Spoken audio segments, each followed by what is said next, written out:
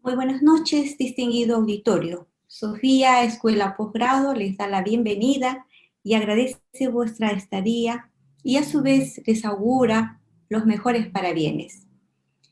Permítanme aprovechar estos instantes para exhortarles que hagan extensivo de estas conferencias a sus compañeros, amigos, colegas, alumnos, que noche a noche tenemos pues bien nutrirnos de temas muy importantes que nos ofrecen connotados expositores internacionales. Esta noche tenemos el tema sana crítica y verdad. Importancia. La conferencia discute dos tópicos habituales relativos a la sana crítica. El primero, que la define como un sistema de valoración de la prueba, y el segundo, que la sana crítica ofrece una garantía de conocimiento verdadero de los hechos. Es decir, nos abre los ojos sobre el inmenso poder de los jueces y la discrecionalidad que le estamos dando para el ejercicio de este poder. De este tema ahondará con mayor amplitud nuestro invitado conferencista, doctor Claudio Andrés Palavecino Cáceres. Antes de invitarlo, vamos a tomar conocimiento sobre su recorrido académico. Él es abogado asociado del Estudio Jurídico Pinochet, Centeno, Guzmán y Palavecino. Licenciado en Ciencias Jurídicas y Sociales de la Facultad de Derecho de la Universidad de Chile. Estudios en posgrado, doctorado en la Universidad de Valencia, España. Director del Instituto Panamericano de Derecho Procesal, Capítulo Chile. Editor de revista chilena en el Derecho de Trabajo y Seguridad Social. Diplomado en Seguridad Social, Facultad de Derecho, Universidad de Chile. Escribió infinidad de artículos académicos. Entre ellos tenemos publicaciones de libros, ostenta con múltiples tesis, artículos, cartas, columnas, de manera personal y como también en coautoría. Tiene experiencia académica como profesor en Derecho del Trabajo y Seguridad Social, profesor de los cursos Análisis Crítico de los nuevos procedimientos ante la jurisdicción laboral desde la garantía del debido proceso, profesor invitado en posgrado de universidades chilenas y extranjeras, postdoctorado en Derecho Procesal, Derecho Administrativo del Trabajo, formas de organización empresarial y una economía globalizada, Derecho del Trabajo y el debido proceso, experiencia profesional como abogado, membresías del Colegio de Abogados de Chile. Nuestro conferencista es expositor nacional, local e internacional. Vamos a invitarlo al doctor Claudio Andrés Palavecino Cáceres para que pueda dar inicio a su conferencia. Doctor Claudio, por favor. Muy bien, Isabel, muchas gracias por la, diríamos, generosa presentación. Además, quisiera agradecer a Sofía, a esta institución, a través de su persona, doña Isabel Ramírez, y su director, don Willy Ramírez, esta invitación. Para mí siempre es un gusto comentar mis ideas en las tribunas, diríamos, que me ofrecen, pero especialmente con los amigos del Perú. Tengo incontables amigos en el Perú, en Lima, en Juliaca, en Puno, y para mí siempre es un honor que se acuerden de mí y me inviten, diríamos, a comentar diversos temas. ¿Ah? Bien. Vamos entonces al tema de la conferencia. Está planificada para 30 minutos y espero que al final de la misma podamos discutir, resolver dudas o incluso, diríamos, formular críticas, porque evidentemente es una conferencia que provoca, ¿no? Es provocadora, como suelo hacer, ¿no? Bien, esta conferencia se llama Sana Crítica y Verdad. Sana Crítica y Verdad. Quienes ejercemos la docencia universitaria tenemos el deber ineludible de estar siempre alertas para evitar dejarnos llevar por la inercia mental que repite y repite consignas de modo impensado. Para lograrlo, para ponernos en guardia frente a la inercia mental, nada mejor que el consejo que nos daba aquel filósofo alemán llamado Friedrich Nietzsche. Hay que apartar de nosotros el mal gusto de querer coincidir con muchos. Los profesores universitarios somos enemigos naturales, o deberíamos ser enemigos naturales del lugar común, de lo que cree toda la gente sobre diversos tópicos. Entonces, a través de esta conferencia, quiero invitarlos e invitarlas a repensar la sana crítica. La importancia que ha alcanzado este concepto es innegable. La sana crítica, o libre convicción, como también se la llama, se ha entronizado como el sistema de valoración de la prueba de los tiempos que corren. Se la concibe como un sistema de valoración de la prueba alternativo y opuesto al de la prueba legal o tasada. La academia la aplaude como el sistema óptimo, y las legislaciones de nuestros países la prefieren, mientras que abandonan como un viejo e inservible cachivache el sistema de la prueba legal. ¿Por qué es necesario seguir pensando sobre la sana crítica? Porque en torno a ella campea precisamente el lugar común.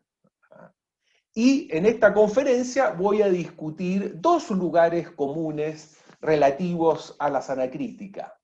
Primero, les propongo que nos detengamos a pensar si la sana crítica es propiamente un sistema de valoración de la prueba. Y en conexión con el tópico anterior, y en íntima conexión con el título de la conferencia, si la sana crítica es una garantía epistémica, vale decir, si la sana crítica es un instrumento funcional a la búsqueda y consecución de la verdad a través del proceso. Para ello, diríamos, para abordar estos tópicos, resulta necesario partir por algunas definiciones previas, partiendo por la noción de prueba. Por prueba vamos a entender medios de prueba, vale decir, los elementos que sirven para determinar los hechos. Por valoración de la prueba podemos entender el conjunto de decisiones del juez sobre la credibilidad de la información que arrojan los medios de prueba. O, con Gascón Avellán, el juicio de aceptabilidad de los resultados producidos por los medios de prueba. El juez, todo juez, cuando toma contacto con la información que arrojan los medios de prueba, debe tomar decisiones probatorias. Le va a hacer caso a lo que dice el testigo A, preferirá lo que dice el testigo B, sobre los testigos preferirá lo que dicen los documentos. El juez tiene que tomar decisiones sobre la credibilidad de la información que arrojan los medios de prueba. Y siguiendo las dos primeras acepciones del diccionario de la Real Academia, vamos también a definir sistema como conjunto de reglas o principios sobre una materia racionalmente enlazados entre sí, o conjunto de cosas que relacionadas entre sí ordenadamente contribuyen a un determinado objeto. Y entonces tenemos definido prueba, tenemos definido valoración de la prueba y tenemos definido sistema. A partir de estas definiciones, podemos decir que un sistema de valoración de la prueba es un conjunto de reglas o principios relacionados entre sí que guían al juez para decidir sobre la credibilidad de la información que arrojan los medios de prueba. O, si ustedes prefieren, en pocas palabras, sistema de valoración de la prueba es un método o procedimiento que indica al juez cómo tomar esas decisiones probatorias. Definición que se cumple cabalmente respecto del sistema de la prueba legal o tasada. En efecto, el sistema de la prueba legal se caracteriza por la existencia de leyes reguladoras de la prueba, esto es, la existencia de un conjunto de disposiciones legales que establecen los medios de prueba utilizables por las partes y aceptables por el juez, su valor probatorio, su forma de rendición y la manera como el tribunal debe apreciarlos o ponderarlos. En lo que toca a la valoración, en el caso de el legislador fija taxativamente el valor a asignar a cada uno de los medios a la prueba, los baremos establecidos por el legislador. La sana crítica, en cambio, no es un sistema de valoración de la prueba. En sí, la sana crítica es apenas la exigencia que el sistema jurídico formula al juez de justificar racionalmente sus decisiones probatorias. Lo que me interesa destacar es que la necesidad de justificación surge tras esas decisiones probatorias, después de esas decisiones probatorias, al momento de dictar la sentencia. La sana crítica no configura un método de valoración, pues la exigencia que impone al juzgador no se aplica dentro del proceso de apreciación de la prueba. No se aplica, diríamos, en el íter decisorio, en el camino que recorre psicológicamente el juez para tomar su decisión sobre la información que arrojan los medios de prueba, sino después, recién al momento de justificar esa valoración en el texto de la sentencia. La función de la sana crítica es, por tanto, persuadir. Persuadir. ¿A quién debe persuadir el juez? No a las partes, por cierto, puesto que respecto de ellas, las decisiones sobre los hechos se imponen por la autoridad o imperio que conlleva la función jurisdiccional, entendida como poder del Estado. La majestad de la función jurisdiccional le impone las decisiones probatorias. El juez no necesita convencer a ninguna de las partes sobre lo acertado de sus decisiones probatorias. Ahora, afirmar que la determinación judicial de los hechos es el producto de una actividad decisoria dotada de imperio no implica, en ningún caso, que sea infalible o incontrolable. Como dice un autor español, Ferrer Beltrán, el reconocimiento de que una decisión produce efectos jurídicos no conlleva necesariamente que deba negarse la posibilidad de que esa decisión sea errónea. En consecuencia, la necesidad de justificar las decisiones probatorias que la sana crítica impone al juez abre la posibilidad de un control de racionalidad sobre tales decisiones. Como ya observó un famoso jurista italiano, Piero Calamandrei, la motivación, la justificación, es un conducto para la impugnación. La motivación, lo repito, la justificación es un conducto para la impugnación. Cumple la función de poner a las partes en condición de verificar si el razonamiento que ha conducido al juez a decidir en determinado sentido puede descubrirse alguno de aquellos defectos que dan motivo a los distintos medios de impugnación.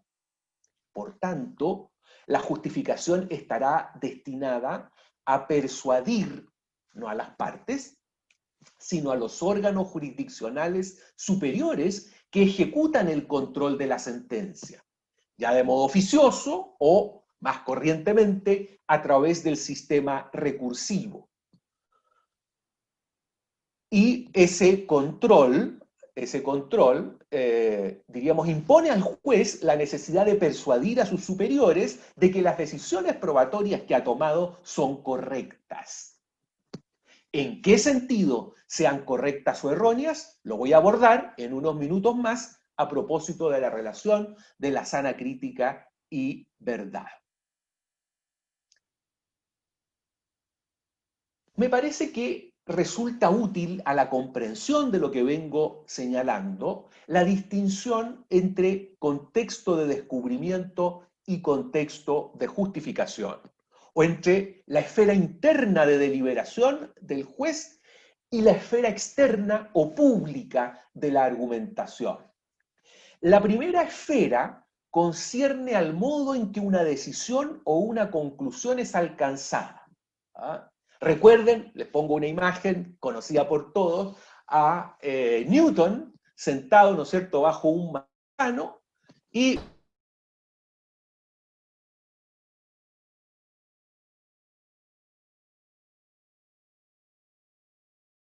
incidente, y a partir de ese incidente entonces Newton descubre la ley de gravitación.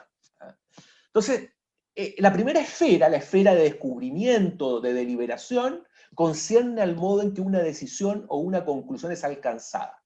La otra esfera, la esfera de justificación, la esfera externa o pública de argumentación, indaga si una decisión o conducta está justificada o es justificable. Luego de que le cae la manzana de la cabeza y tiene esta intuición genial Newton sobre la fuerza de gravitación, debe empezar a hacer cálculos matemáticos para justificarla frente a sus pares científicos. ¿Ah?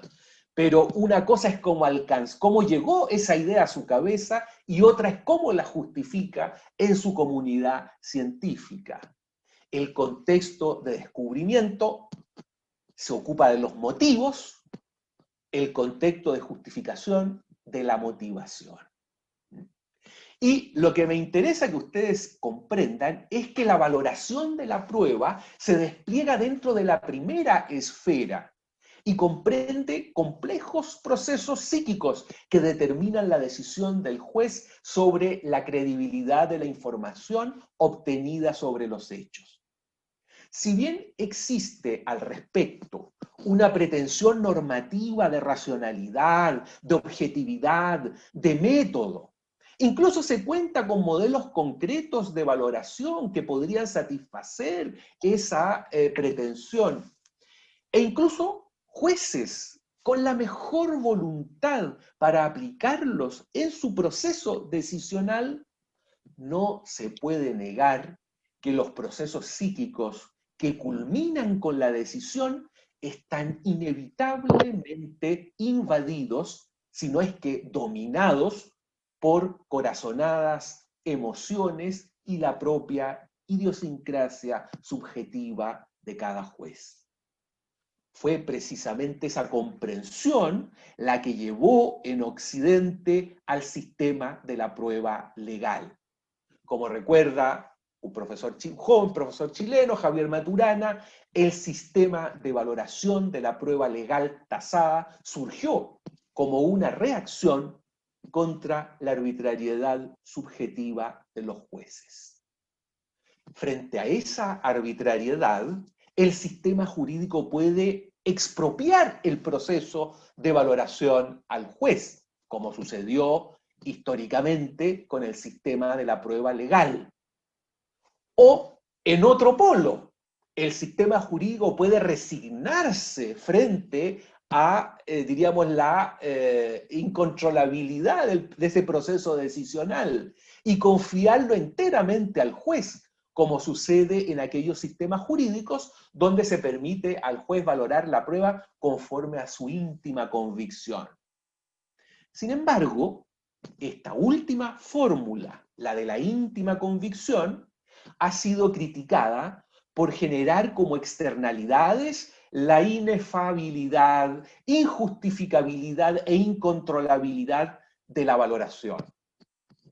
La sana crítica o libre convicción, en cuanto impone la exigencia de justificar las decisiones en materia probatoria, moderaría la arbitrariedad subjetiva de los jueces a la hora de tomar sus decisiones probatorias, a la hora de valorar la prueba. De este modo, la sana crítica, desde la esfera o contexto de justificación, desde esta segunda esfera, podría ciertamente incidir de modo indirecto en la esfera de deliberación o contexto de descubrimiento, al incentivar un cierto grado de autocontrol del juez a la hora de adoptar sus decisiones probatorias, pensando en que, más temprano que tarde, tendrá que justificarlas ante los órganos de control. Esto impediría que el descubrimiento, que la valoración, ¿no es cierto?, discurra y pueda culminarse a través de itinerarios imposibles de justificar racionalmente, pero no al punto de borrar la distinción de los contextos. No es, como parecen sugerir muchos autores, que la sentencia, a través de una motivación detallada, refleje las reglas de la sana crítica aplicadas por el juez en la operación intelectual de apreciación o valoración. Porque, como advierte Gascón Avellán, motivar los enunciados fácticos es justificarlos en la sentencia y no necesariamente reflejar el íter o camino decisional. Además, y esto lo comprenderán ustedes perfectamente, especialmente quienes son abogados y ejercen la profesión, la evidencia empírica parece mostrar que las reglas influyen poco en el contexto de descubrimiento, que la exigencia de motivación es un escollo no demasiado difícil de sortear cuando el juez se empeña en sostener sus intuiciones, sus corazonadas o prejuicios, y que los tribunales superiores solo controlan errores groseros, errores manifiestos. En este sentido, nuevamente, el famoso profesor italiano Piero Calamandrei hizo una observación muy lúcida.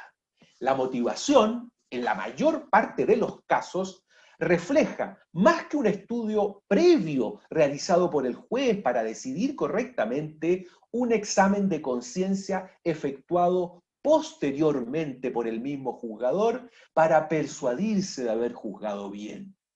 La motivación es una comprobación lógica para controlar a la luz de la razón la bondad de una decisión surgida del sentimiento. Es la racionalización del sentido de justicia. Es la demostración que el juzgador se quiere dar a sí mismo, antes que a las partes, de la ratio scripta que convalida el descubrimiento nacido de su intuición. Fíjense las expresiones que utiliza Calamandrei para referirse al proceso de valoración. Habla de sentimiento, habla de intuición. Por otra parte, es importante advertir que la sana crítica no constituye un método en sí. Esto es crucial. La sana crítica no constituye un método en sí, sino que manda al juez, reenvía al juez hacia otros sistemas de validación del conocimiento, a buscar allí, allá afuera, modelos e insumos argumentales para justificar sus conclusiones probatorias. Esos otros sistemas de validación del conocimiento, esos otros sistemas de validación del conocimiento que no pueden ser confundidos con la sana crítica, son la lógica, la ciencia y la experiencia. La libre valoración queda sujeta, por tanto, a criterios generales de racionalidad, a los criterios generales de la lógica y de la racionalidad. La sana crítica o libre convicción tiene más bien un significado negativo. Es el rechazo del sistema de la prueba legal, que dará lugar a la libertad del juzgador para establecer el valor de los medios de prueba. La libre convicción no posee un contenido positivo propio. El principio no determina la forma en que el juzgador ha de llevar a cabo su valoración discrecional. Gascón Avellán, una autora española, lo explica así. La libre convicción es, en suma, libre convicción o sana crítica, es lo mismo, la libre convicción o sana crítica es, en suma, un principio metodológico negativo que consiste simplemente en el rechazo de las pruebas legales como suficientes para determinar la decisión. Y agrega más adelante que la libre convicción o sana crítica no es un criterio positivo de valoración, alternativo a la valoración formal o tasada. La libre convicción o sana crítica en sí misma no solo no es, sino que tampoco impone ningún criterio positivo de valoración. Es decir, todavía no dice nada sobre cómo valorar, cómo determinar el grado de aceptabilidad de los resultados probatorios. Y esto nos lleva ya derechamente al... Según Javier Maturana, que ya había citado, la valoración resultante de las normas de prueba legal no es susceptible de verdad o falsedad, porque cuando aplicamos la prueba, el sistema de prueba legal o tasada, la fijación de los hechos es puramente formal. Hay unos valores asignados a los medios de prueba y el juez hace prácticamente una operación, diríamos, cercana a la matemática, sin preocuparse demasiado si esa forma en que operan las valoraciones legalmente tasadas van a arrojar un resultado acorde con lo que sucede en el mundo exterior. Tarufo, por su parte, Michele Tarufo, por su parte, agrega que la concepción irracionalista de la íntima convicción produce decisiones que no tienen nada que ver con la determinación de la verdad. Entonces tenemos que ni la prueba legal o tasada, ni la íntima convicción del juez o prueba en conciencia arrojan, diríamos, la posibilidad de conectar, ¿no es cierto?, los resultados probatorios con la verdad. En cambio, dicen estos y muchos autores, la concepción racional del libre convencimiento, la sana crítica, admite e incluso requiere que la valoración de las pruebas se dirija hacia la determinación de la verdad de los hechos. Por eso, Gascón Avellán ve en la libre convicción una garantía epistemológica. Y aquí me detengo un segundo. Cuando Gascón Avellán dice que la libre convicción o sana crítica es una garantía epistemológica, lo que nos está diciendo es que es una garantía de que se puede alcanzar la verdad en el proceso. Y entonces esto me conduce a la segunda cuestión que deseaba revisar someramente, la relación entre sana crítica y verdad. La mayoría de los autores defiende la sana crítica como único sistema compatible con un modelo epistemológico cognoscitivista. Y explico enseguida qué significa esto, ¿no? Modelo epistemológico cognoscitivista. Tal modelo ha sido definido como aquel según el cual los procedimientos de fijación de los hechos se dirigen a la formulación de enunciados fácticos que serán verdaderos si los hechos que se describen han sucedido y falsos en caso contrario.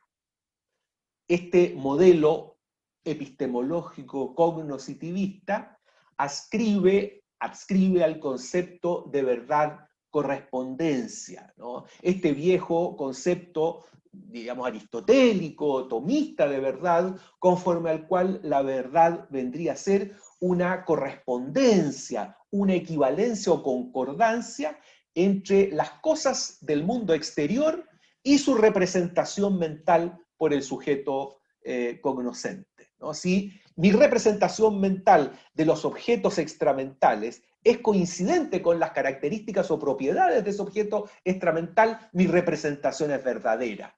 Si mi representación distorsiona las características o elementos de esos objetos extramentales, mi representación es falsa. Este concepto de verdad parte de dos premisas.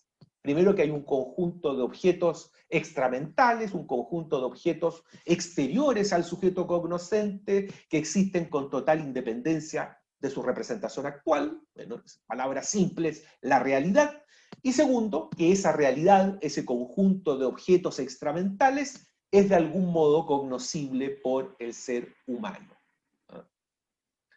Así, enunciados del tipo está probado que P, expresarían proposiciones descriptivas acerca de la ocurrencia de un determinado hecho en una realidad externa al proceso. Coherente con estas premisas, dentro del modelo cognoscitivista, se afirma que el principal criterio de verdad es la contrastación empírica. Ojo con esto, ¿no? Coherente con estas premisas de que el proceso, ¿no es cierto?, y especialmente la sana crítica, permite confrontar las afirmaciones de las partes acerca de los hechos con la información que arroja la prueba acerca de esos mismos hechos, lo que nos dice entonces es que el principal criterio para determinar la verdad de esas afirmaciones es la contrastación empírica, la contrastación de lo afirmado con la experiencia sensible de estos objetos externos. Sin embargo, incluso dejando de lado momentáneamente nuestra idea de que la sana crítica no desempeña un papel relevante en el contexto de descubrimiento, la posibilidad práctica de esa contrastación empírica es muy dudosa. Primero, porque rara vez el juez tendrá un contacto directo, inmediato con los hechos del caso. De una parte porque lo normal, salvo amparos u otras tutelas de urgencia, es que el juez tenga que verificar no hechos en curso, sino hechos del pasado. Y sobre todo, porque casi siempre tendrá que vérselas con prueba indirecta. Por tanto, el juez trabajará ordinariamente con narraciones o relatos sobre los hechos y no directamente con los hechos. Nadará, por decirlo así, siempre dentro del océano del lenguaje. Por último, dado que la oralidad, la inmediación y la concentración cobran preponderancia como modos de configuración procedimental, la apreciación de la prueba se efectúa normalmente dentro de los estrechos límites espaciotemporales de la audiencia oral. Bajo tales condiciones, la posibilidad de que el juez valore metódicamente la información que van surtiendo los medios de prueba resulta, por decirlo menos, problemática. Las fases de percepción, interpretación y valoración de la prueba se despliegan en un horizonte temporal reducidísimo, donde los enunciados lingüísticos van además sobrecargados, precisamente a causa de la inmediación, por otros estímulos, múltiples estímulos sensoriales que interfieren y acaso determinan la valoración. La cara del testigo, el parecido del testigo con personas que ama o detesta el juez, la gesticulación del perito, ¿no? La forma, ¿no es cierto?, en que se expresa, etc.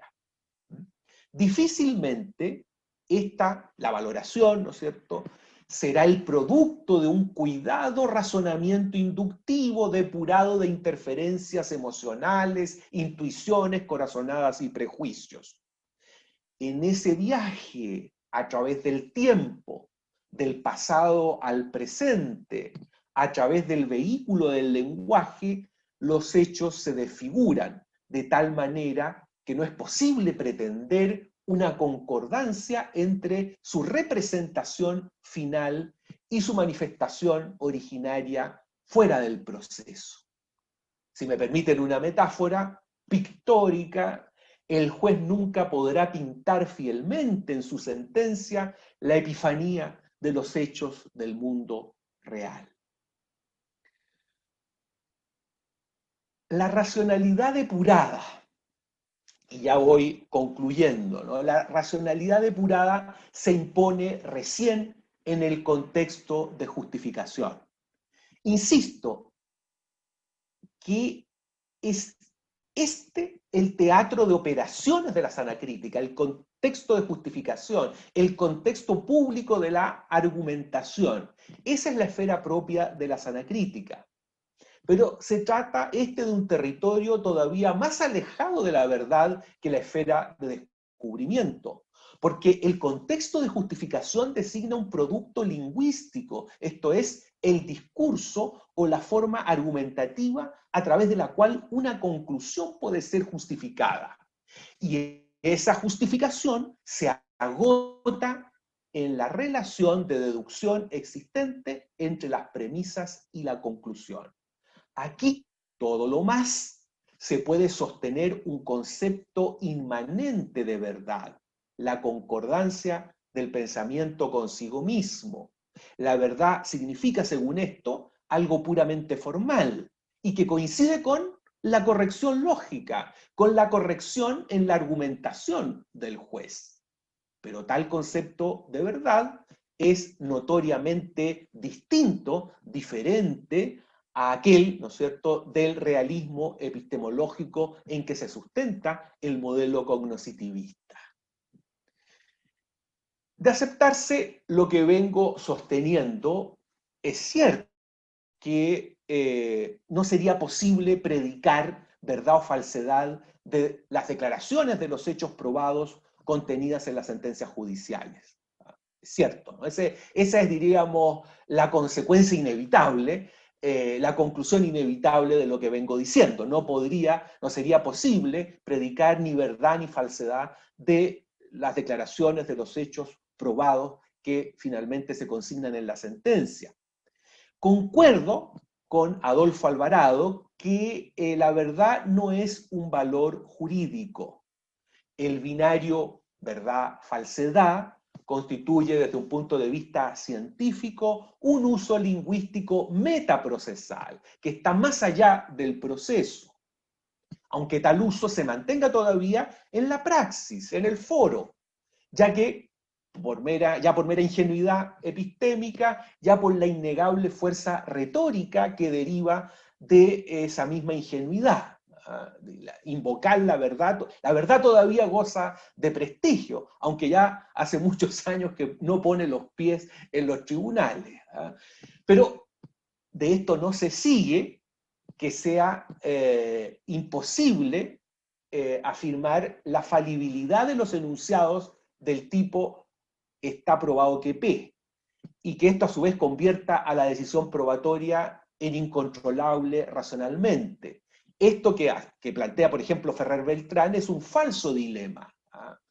Concluir, ¿no es cierto?, que no se puede predicar verdad ni falsedad de los hechos determinados en la sentencia, no significa necesariamente que la, diríamos, sentencia resulte incontrolable, que la decisión probatoria resulte incontrolable racionalmente. Ese, insisto, es un falso dilema. Se podrán constatar errores, pero el error relevante no será epistémico, sino lógico-argumentativo, ¿no?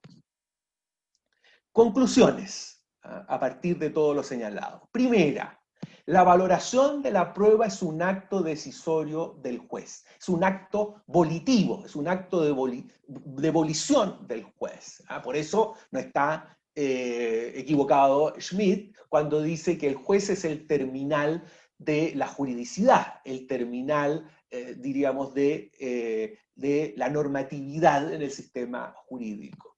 Segundo, la sana crítica impone al juez la obligación de justificar argumentalmente sus decisiones probatorias. Tercero, la sana crítica no ofrece un método particular para esa justificación. La sana crítica no ofrece un método particular para esa justificación, sino que reenvía al juez a los cánones generales de racionalidad, lógica, experiencia y ciencia. Cuarta, esos parámetros generales de razonamiento inciden débilmente en el contexto de descubrimiento, inciden débilmente en la valoración, y fuertemente en el contexto de justificación. Quinta, la depuración de los influjos irracionales dentro del íter decisorio, la depuración de los influjos irracionales en el proceso de valoración que el juez ejecuta en la motivación de la sentencia no suprime la irracionalidad de la valoración, simplemente la oculta. Y, por último, el error relevante a efectos del control de la valoración que hacen, diríamos, los tribunales superiores, no será epistémico, sino lógico, argumentativo, ¿no? Y eso es cuanto quería exponerles esta tarde en el Perú, noche en Chile. Muchas gracias por la paciencia y quedo, diríamos, a su disposición por si hay algún comentario, alguna duda o alguna crítica. Muchas gracias. Muchísimas gracias, doctor Andrés. Excelente exposición. Ese cúmulo de información que ostenta realmente es admirable. Estamos aprendiendo. Es verdad que estamos aprendiendo. Y esto nos beneficia a cada uno de los que estamos aquí en este auditorio. Vamos a ver si tenemos por allí preguntas de nuestro auditorio. No sé, pueden hacer ahí, pueden levantar la mano, por favor, o en su defecto pueden... Hay bastantes agradecimientos y felicitaciones. Buenas noches. Buenas noches. Yo tengo una pregunta para el profesor Palavicino. Bueno, en primer lugar, felicitarlo por una tremenda exposición, con una claridad que pocas veces se ve. Y mi pregunta es la siguiente. Para contextualizar en primer lugar y comentarle, ¿no es cierto?, a los colegas peruanos, en Chile estamos viviendo lo que es la reforma al procedimiento civil. ¿Ya? Los procedimientos civiles en Chile siguen siendo escriturados, y es la última gran reforma que nos queda acá. Y se está discutiendo hoy día fuertemente el cambio de esta forma de valorar la prueba y pasar de esta prueba legal o tasada al sistema de la sana crítica. Quisiera saber un poco la opinión del profesor Palavecino, porque hasta donde yo he podido estudiar la materia, se vienen dando los mismos argumentos que se dio en Chile cuando se cambia el sistema de pruebas que estamos comentando, ¿no es cierto?, en el proceso laboral. Porque en el fondo los argumentos parecieran ser los mismos, ¿sí? Que esta prueba, que esta sana crítica es algo virtuoso, ¿sí? Si bien ya usted, profesor, bien ha explicado, ¿no es cierto?, que esto es una falacia finalmente y que no existe tal virtud. Entonces quisiera saber su opinión en ese sentido en relación con lo que está pasando en el cambio de los procedimientos civiles. Muchas gracias, Carl. Qué bueno que me haces esta pregunta, porque además Hugo Boto, que estaba por ahí, me había encargado que me refiriera, diríamos, tangencialmente a esto, y puede ser de mucho interés para nuestros amigos del Perú. Efectivamente, en el proyecto de nuevo Código Procesal Civil, no se plantea una sustitución completa del sistema de valoración, sino que se plantea que la testimonial será valorada conforme a las reglas de la sana crítica, lo cual nos plantea digamos, una cuestión bastante problemática, porque el sistema sigue siendo el de la prueba legal o tasada, pero por otra parte nos dice, mire, respecto de esta prueba, el juez va a aplicar la sana crítica. Y el problema evidente que esto plantea es qué pasará cuando concurra prueba que debe ser valorada conforme a la ponderación que hace el legislador, con prueba que debe ser valorada críticamente o libremente por valorada libremente por el juez, ¿no? Entonces me parece a mí que es una completa distorsión. Distorsión. Más vale hubiera sido que hubiera dicho, mire, no, de ahora en adelante valorará conforme a la sana crítica, o sea, valorará libremente y luego buscará los argumentos, ¿no es cierto?, para justificar sus decisiones probatorias. Pero la opción del Código Procesal, del proyecto de Código Procesal Civil me parece bastante, diríamos, irracional y contradictoria, ¿no? Y contradictoria. Eso es lo que podría decir, Carlos.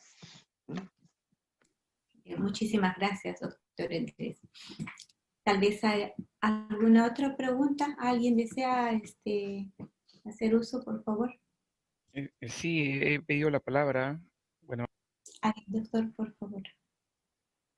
sí, Le escuchamos. gracias. Ante todo, buenas noches, doctor. El expositor me ha hipnotizado porque es un tema que tiempo que uno no lo ve en el ejercicio de la profesión, quizás al leer la sentencia.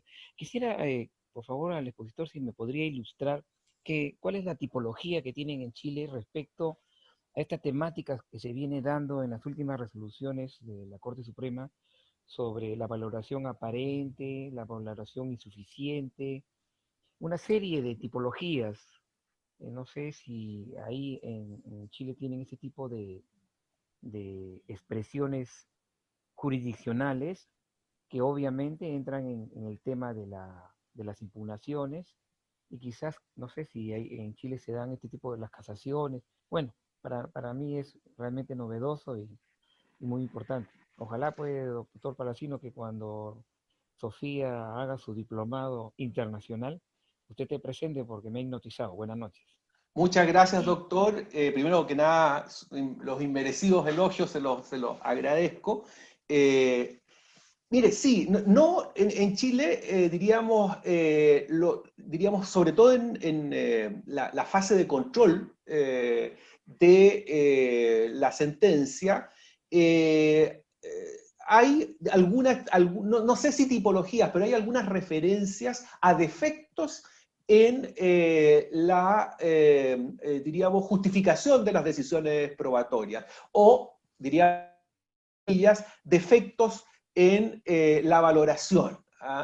En nuestro sistema, que ha ido avanzando según algunos, según otros retrocediendo hacia la oralidad, ¿no? Hacia la oralidad, se ha planteado la falacia de que en un régimen de oralidad e inmediación, los recursos, el recurso contra la sentencia definitiva no puede ser la apelación que permite, ¿no es cierto?, al Tribunal Superior una amplia revisión de los hechos y el derecho. Y entonces se ha sustituido, el caso muy típico es en el proceso laboral, se ha sustituido el recurso de apelación contra la sentencia definitiva por un recurso de nulidad, ¿ah?, que circunscribe o reduce muy intensamente la posibilidad del Tribunal Superior de revisar la valoración que hace el juez, porque se dice, mire, en la Corte, en la Cámara, en la Corte, no se puede reproducir el contexto, ¿no es cierto?, de la inmediación que se da en la instancia. Y por consiguiente, entonces, a lo que tienen que abocarse los jueces superiores es al examen de la argumentación jurídica del fallo. Sin embargo, sí se contempla como causal de anulación de la sentencia la infracción de las reglas de la sana crítica, Y ahí es donde aparece de modo más claro lo que yo he venido diciendo. En primer lugar, porque la legislación dice que el juez, diríamos, la Corte podrá anular sentencias en que se haya infringido de modo manifiesto, utiliza esa expresión, de modo manifiesto las reglas de la sana crítica. Esto ya supone que el error en la valoración, diríamos, deba ser mayúsculo, el error argumentativo, ¿no? Y en relación a lo que usted preguntaba, ¿no? Hay otra causal que también permite a la Corte entrar a los hechos, que es aquella que refiere a el contenido de la sentencia, porque al menos en nuestro sistema, a los jueces se les exige hacer una valoración de la totalidad de la prueba rendida. Entonces ahí se pueden plantear tipologías, ¿ah? Una es la ausencia de valoración, y esa podría ser una causal de nulidad, ¿no? La ausencia completa. El juez omitió completamente el análisis de un medio de prueba. Y ahí entonces la causal sería esa, infracción, ¿no es cierto?, del contenido de la sentencia. La ausencia completa de motivación. El juez no analizó determinados medios de prueba, los omitió. Esa sería diríamos, una tipología para utilizar su expresión, la ausencia completa de valoración. Y, en cambio, la primera causal que mencioné, que es infracción manifiesta de la sana crítica, allí sí hay valoración. El juez hizo, diríamos, una defensa argumentativa de su decisión probatoria, pero incurrió en defectos. Incurrió en defectos. ¿Y esos defectos cuáles pueden ser? Pueden ser defectos lógicos. Lamentablemente, doctor, en nuestro país, en las escuelas de Derecho se enseña una cantidad de cosas irrelevantes, pero no se enseña lógica. Y por tanto, salvo que uno tenga una formación, diríamos, personal, autodidacta, en el terreno de la lógica, la mayoría de los abogados no logran descubrir los errores lógicos en la justificación de las decisiones probatorias. Y campea la falacia non sequitur, conclusiones que no se derivan de la premisa, etcétera, pero no son detectadas por las partes y por tanto no pueden ser materia de control. Materia de control. Solo defectos lógicos muy groseros tienden a ser detectados en ese análisis. Otra posibilidad, otro defecto en la argumentación puede ser una argumentación contraria a las máximas de la experiencia. Nadie sabe muy bien cuáles son las máximas de la experiencia. Parece aludirse al sentido común, ¿no es cierto?, a la percepción ordinaria de los fenómenos por un hombre, diríamos, lúcido promedio, ¿no? Y entonces cuando el juez falla contra el sentido común, podría usted atacar también allí como un defecto en la motivación de las decisiones probatorias. Y por último, fallar contra conocimientos científicamente afianzados. Pero, diríamos, la participación de los conocimientos científicamente afianzados en materia probatoria es bastante reducido. Me imagino que en el campo penal puede darse más recurrentemente el peritaje científico en sentido estricto, que es el que proporciona un conocimiento propiamente científico, ¿no? Y que se confunde muchas veces con el peritaje de opinión. Yo diría que el porcentaje de peritaje científico propiamente tal, donde el perito desarrolla un modelo experimental que permite reproducir una y otra vez los hechos que se están investigando, es mínimo. Lo que campea es el peritaje de opinión, donde el perito, ¿no es cierto?, aplicando, diríamos, sus conocimientos, establece, diríamos, una opinión sobre cómo pudieron haber ocurrido los hechos, pero sin un modelo experimental que pueda ratificar, ¿no es cierto?, sus conclusiones.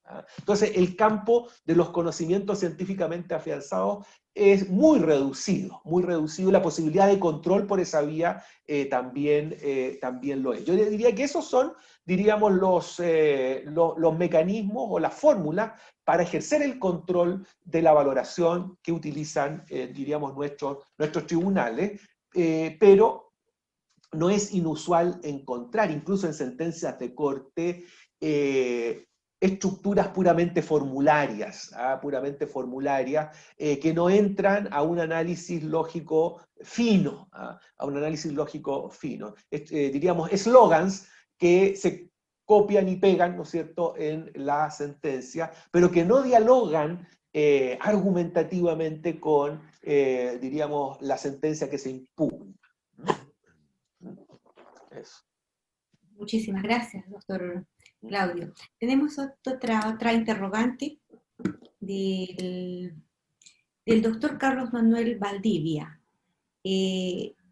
Allí expresa: doctor Claudio, excelente exposición. Quiero hacer 2 preguntas. 1, ¿por qué en Chile hasta la fecha no se da la fecha del cambio del Código de Procedimientos Civiles, mientras que otros sectores, como en el ámbito laboral? 2, ¿qué opinión le merece que en el Perú, a través de un pleno casatorio, se ha adoptado por la concepción epistemológica de la prueba de oficio en el proceso civil, y hacia la verdad de los hechos y la búsqueda de la verdad? Muchas gracias. Muy bien, muy buenas preguntas ambas. Trataré de ser breve porque son muy estimulantes las dos. La primera se la respondo muy rápidamente.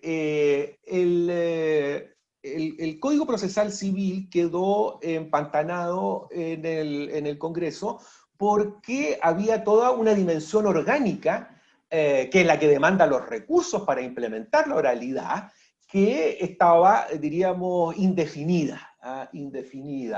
Y entonces se postergó la conclusión de la tramitación hasta que esa cuestión se resolviera. La oralidad demanda ingente disposición de recursos.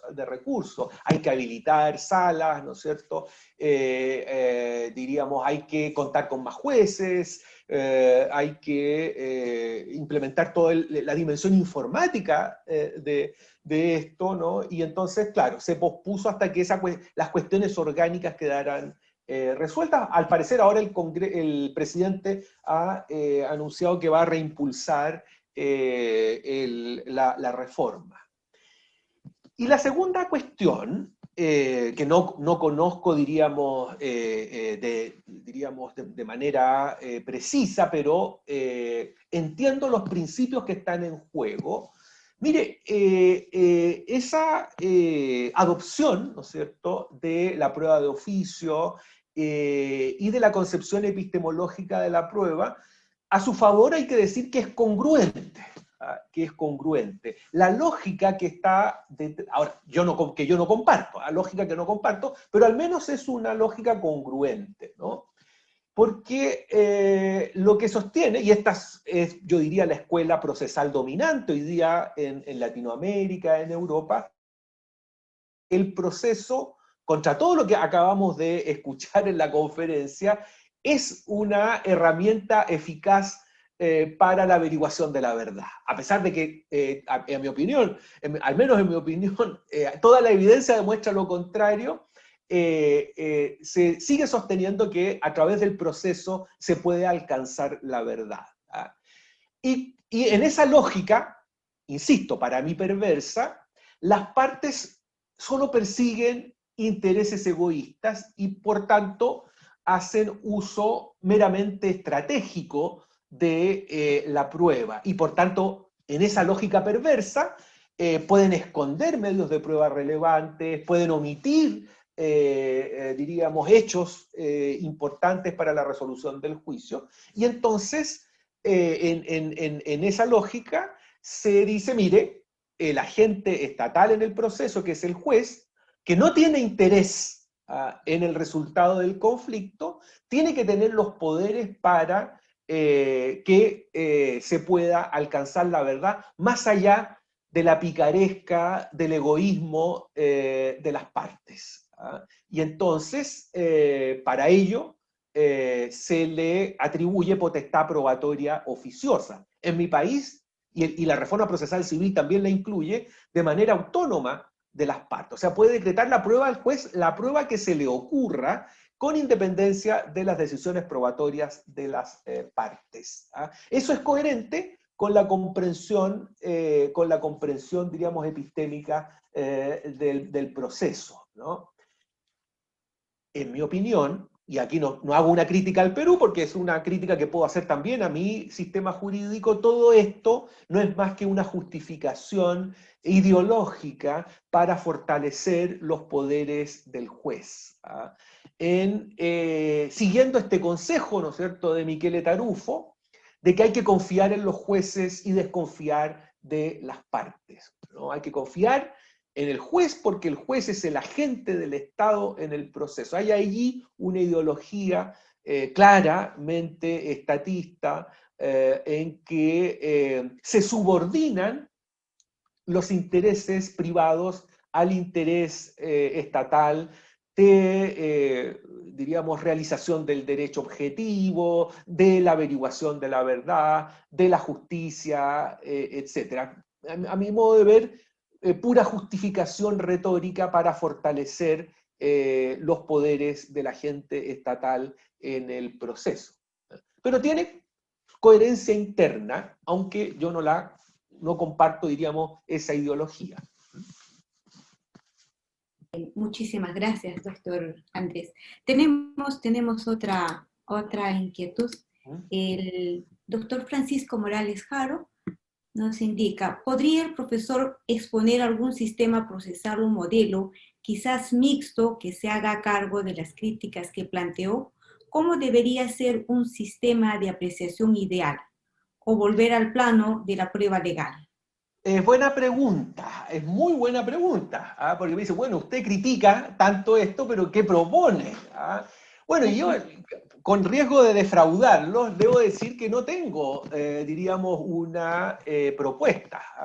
El juez siempre tiene, diríamos, una amplia discrecionalidad. Incluso cada vez que queremos atarlo, siempre va a buscar la forma, ¿no es cierto?, de realizar su voluntad. Lo importante es que le pongamos las cosas difíciles, pongamos las cosas difíciles no al juez como persona, tengo grandes amigos jueces, sino que le pongamos difícil las cosas al ejercicio arbitrario del inmenso poder que la sociedad le otorga. Y en materia de valoración, la verdad que el objetivo de mi conferencia, más que plantear un retorno a la prueba legal o tasada, lo que quiere es simplemente desmitificar la sana crítica, desmitificarla y entenderla en su realidad, ¿no? Que no es muy distinta de diríamos, la íntima convicción, ¿no?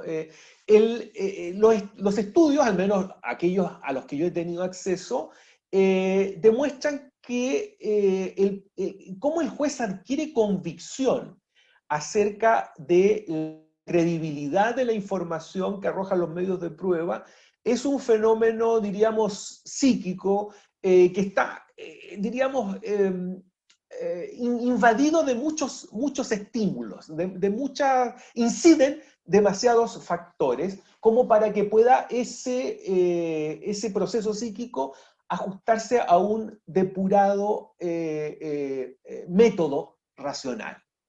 Por tanto, ahí no hay mucho que hacer, ahí no hay mucho que hacer. Eso va a ser así siempre.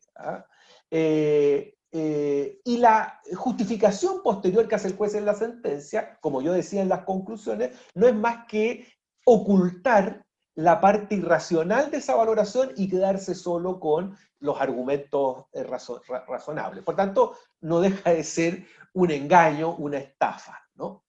Si usted me pregunta ¿cuál sería para mí el sistema ideal? Y es una cuestión a la que en Chile le está dando mucho énfasis el profesor Diego Palomo. Y esto es bien polémico, yo sé que mucha gente no va a estar de acuerdo conmigo. A mí me parece que si estamos por sincerarnos, me parece mucho mejor que la valoración la haga un jurado, que la haga el juez. Si estamos por sincerar que el proceso de valoración es imposible de controlar racionalmente. Yo prefiero que la haga un jurado y que 10, 11, 12 personas se pongan de acuerdo, diríamos, sobre la interpretación, ¿no es cierto?, y valoración de la información que arrojan en los medios de prueba. Ahora, yo sé que esto no es practicable en todos los juicios posibles. ¿Ah? No es practicable porque tiene un costo, diríamos, también importante y normalmente está reservado para ciertos juicios en el orden penal y algunos juicios, diríamos, en el orden civil, ¿no? Pero es una fórmula interesante y que a mí por lo menos me da muchas más garantías que la valoración que hace, por ejemplo, en materia laboral, un solo juez. Un solo juez. En materia procesal penal en Chile, el tribunal oral es colegiado, al menos son 3 jueces que tienen que ponerse de acuerdo sobre la valoración, ¿no? Entonces, si usted me pregunta, colega Aro, yo le diría, mire, en el sistema ideal, jurados, en un sistema, diríamos, oral, más, diríamos, cercano a las posibilidades reales, al menos un tribunal colegiado, que haga la valoración. Me da igual si es íntima convicción o es diríamos, sana crítica, por al fin y al cabo terminan siendo lo mismo. ¿Sí? Los jueces son abogados y no necesitan demasiada habilidad para justificar, diríamos, sus decisiones probatorias, aunque estas hayan surgido de las vísceras o del prejuicio, de la intuición o de la tincada, como decimos en Chile, ¿no? Eso le respondería. Muchísimas gracias, doctor Andrés. Estamos aprendiendo. Muchas gracias. El doctor Jonathan Ramírez me parece que quiere hacer también ahí una intervención. Por favor, adelante, puede hacer su intervención. Muchas gracias. Hola, Claudio. Felicitaciones por la exposición, muy clara, muy interesante. Bueno, nosotros en el área penal, tú sabes, ya tenemos 20 años de un sistema que, a ver, se presenta como adversarial, aunque en realidad está bastante morigerado y todavía tenemos resabios inquisitivos importantes. No obstante, tenemos instituciones, digamos, muy potentes en las que el legislador dejó claro que la verdad es un asunto de las partes. Por ejemplo, los juicios abreviados o las convenciones probatorias, donde el juez no puede decir básicamente nada. Le dice a ustedes, díganme qué es lo que pasó, y ahí estamos. Pero precisamente te me adelantaste porque nosotros también, bueno, yo hago muchas clases en Argentina y ya se instaló el juicio por jurados en Neuquén, en la provincia de Buenos Aires, que no es poco, en Rosario y ahora en Chaco, y le va a seguir corriente y probablemente varias, Entre Ríos, Paraná y otras provincias. Respecto de la deliberación del jurado, estamos pensando en un jurado clásico, 12 personas, ¿no te parece que ahí tenemos un sistema más o menos reglado de valoración en tanto hay una interpelación, hay un orden de presentación de cada uno de los jurados, y después luego hay una interpelación recíproca para ponernos de acuerdo de cuáles son los hechos que vamos a dar por mejor establecidos, o más probablemente, porque se plantea en términos de verosimilitud. O sea, ya claramente acá renunciamos a la idea esta de la verdad material que va a buscar allá en el pasado. ¿No te parece que en el proceso deliberativo, y que compensa de alguna manera luego la falta de fundamentación del fallo, o sea, de hecho lo compensa, el proceso en donde podemos decir que 12 ojos van a ver mucho más que 2 o 6? No sé cómo lo ves, porque se está trabajando también como en el área, en el tema de el juicio por jurado para ciertos delitos. Como Tarufo se ríe de nosotros, los latinos, cuando hablamos de jurado, porque dice que nos preocupamos del Mercedes-Benz que vamos a ocupar una vez al mes, cuando en realidad toda la semana ocupamos una bicicleta, que es el proceso que tenemos habitualmente con el que trabajamos. Pero la pregunta específica es, ese proceso de deliberación, ¿no te parece que es verdaderamente un sistema de valoración? Sí, sí, por eso yo te mencionaba, Jonathan, que a mí me parece que dentro de todas las posibilidades, en la respuesta que le di ahí al colega Aro, el jurado era el que me resultaba a mí más satisfactorio, ¿no? Como mi experiencia en Chile, o sea, yo no tengo, diríamos, una experiencia ni un conocimiento, además, muy completo de cómo opera el juicio de jurado, porque en Chile no lo hay, ¿no? No lo hay. Entonces, la verdad que no estoy muy enterado de cómo opera ese proceso de deliberación. ¿Ah? La conferencia evidentemente está orientada a cómo se regula la sana crítica en Chile, ¿ah? Y más o menos en el resto de los países. ¿Ah? Pero sin duda sí, diríamos, la interacción de los jurados a la hora de concluir está procedimentalizada, ¿ah? Evidentemente que ahí podemos hablar de un método, ¿ah? Podemos hablar de un método, ¿ah? Y evidentemente que eso ofrece mayores garantías que una justificación a posteriori, ¿ah? Que una justificación a posteriori. ¿Ah? Yo insisto, para mí el jurado es una solución. Ahora, no es una solución para todo, porque no es practicable, ¿no es cierto?, para decidir, no sé, por una medida urgente de protección, ¿no es cierto?, en familia, ¿no es cierto?, etcétera. ¿Ah? Ni para definir un pequeño juicio monitorio, ¿no es cierto?, de no pago de horas extras en un juicio laboral, sería un desperdicio de recursos ingente, ¿no? Pero sí, yo estoy de acuerdo contigo, si efectivamente está ritualizado, procedimentalizada la forma en que debe adoptarse el acuerdo entre estas 12 personas, me parece que sí podríamos hablar de un método, ¿no? De un método. Sí. Gracias. Gracias por la intervención. Bien, muchísimas gracias, doctor Andrés. Ahora sí, vamos a invitar al doctor Willy Ramírez para que él pueda hacer la clausura de este evento y a su vez, como de costumbre, hacer un poco de abuso de su gran corazón y de pronto acotar un poquito también de sus conocimientos. Doctor Willy Ramírez, por favor. Muchísimas gracias, Isabelita. Bueno, nuestro reconocimiento y nuestro agradecimiento al señor doctor don Claudio Palavecino de la hermana República de Chile y a todos y cada uno de los participantes en esta gran e importante sesión. Están visitándonos nuestros hermanos y colegas de Chile, Ecuador, República Dominicana, Colombia y de Perú. En un importante tema acerca de la sana crítica y la verdad. Bueno, esto es algo que nos ha ido acompañando a lo largo de la historia de la humanidad cuando había que resolver algún tipo de conflicto o de litigio, y hemos ido transitando desde las antiguas ordalías, ¿no? Que no era otra cosa que una suerte de juicio divino, ¿no? Lo que Dios decida, y que era básicamente echarlo al azar, pues, ¿no? Porque yo considero de que Dios no decidía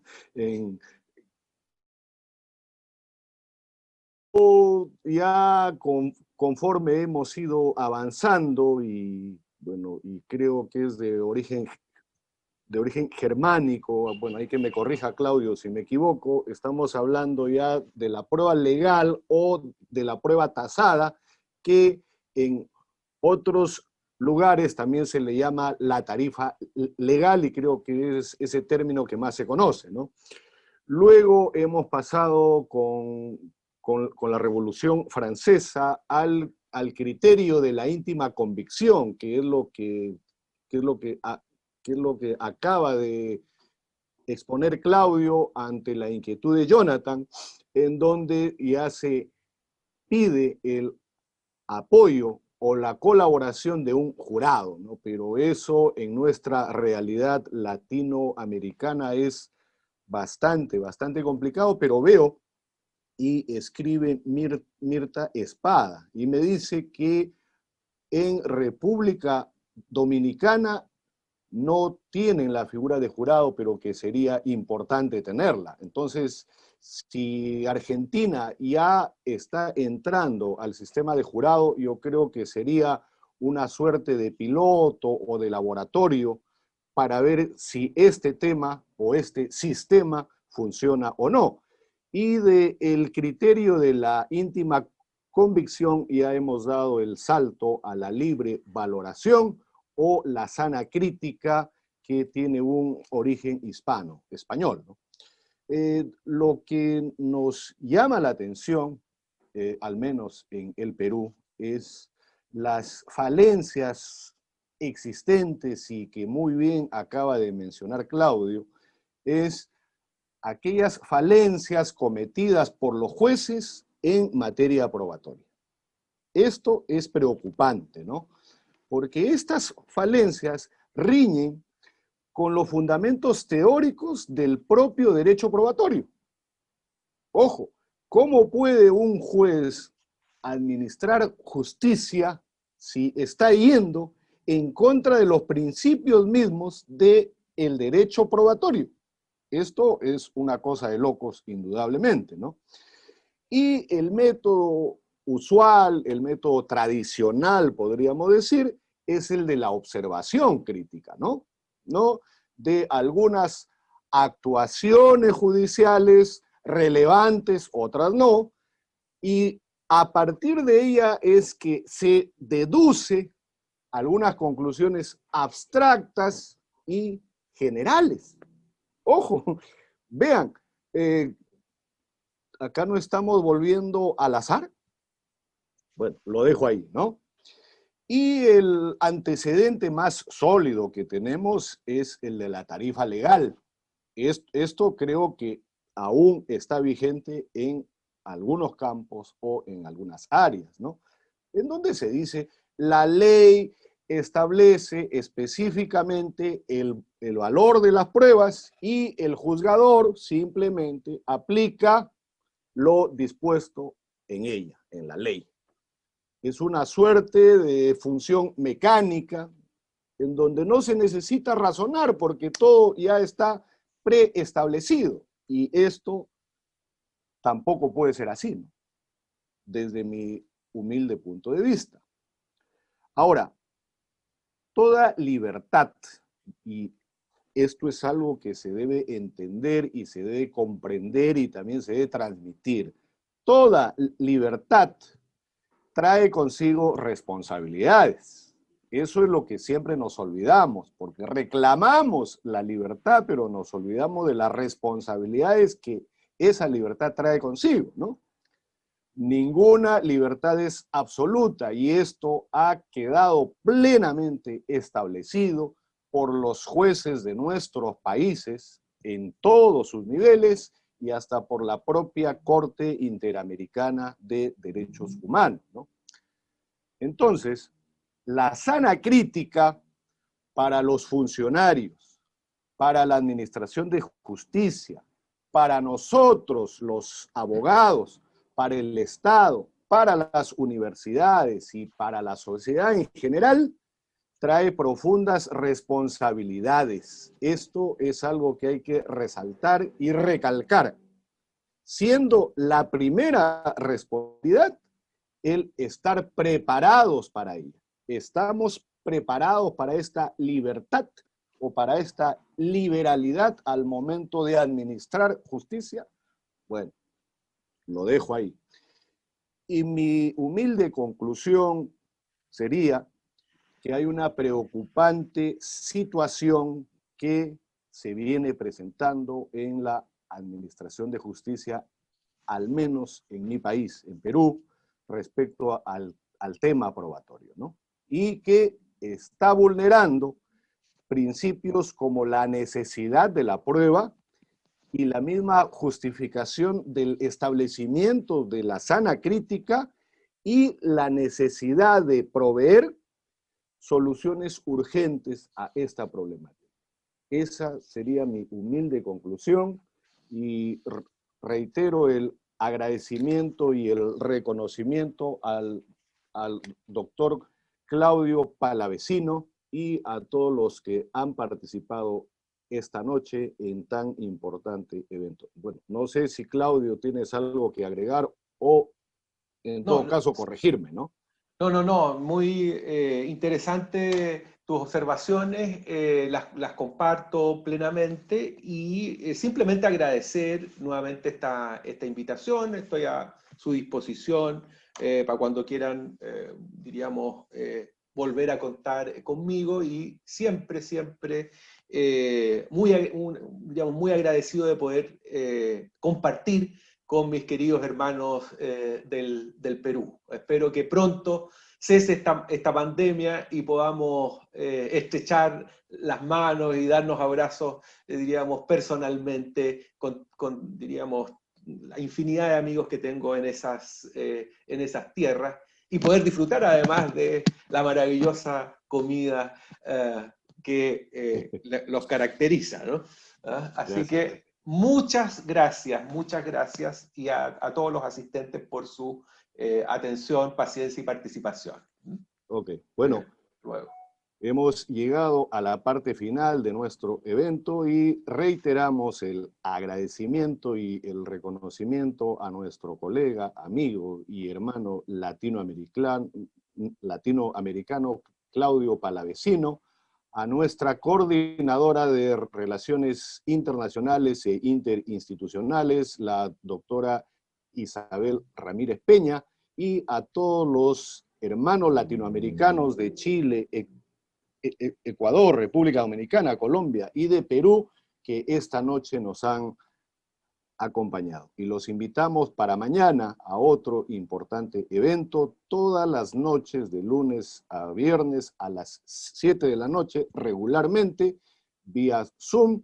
Solamente tienen que inscribirse en nuestra página de Facebook. Estos eventos son completamente gratuitos y ya vamos por la conferencia 108. Acaba de dictar Claudio la conferencia magistral gratuita número 108, ¿no? En plena pandemia lanzamos Sofía Online como una forma de acercarnos a todos nuestros colegas y a los que les interesa el derecho y la capacitación permanente, y estamos en cierta forma contribuyendo con nuestro pequeño grano de arena a ese vasto mundo del conocimiento jurídico. Muchísimas gracias, Claudio, muchísimas gracias, Isabel, y a todos los hermanos latinoamericanos que esta noche han estado con nosotros en esta reunión virtual. Hasta mañana.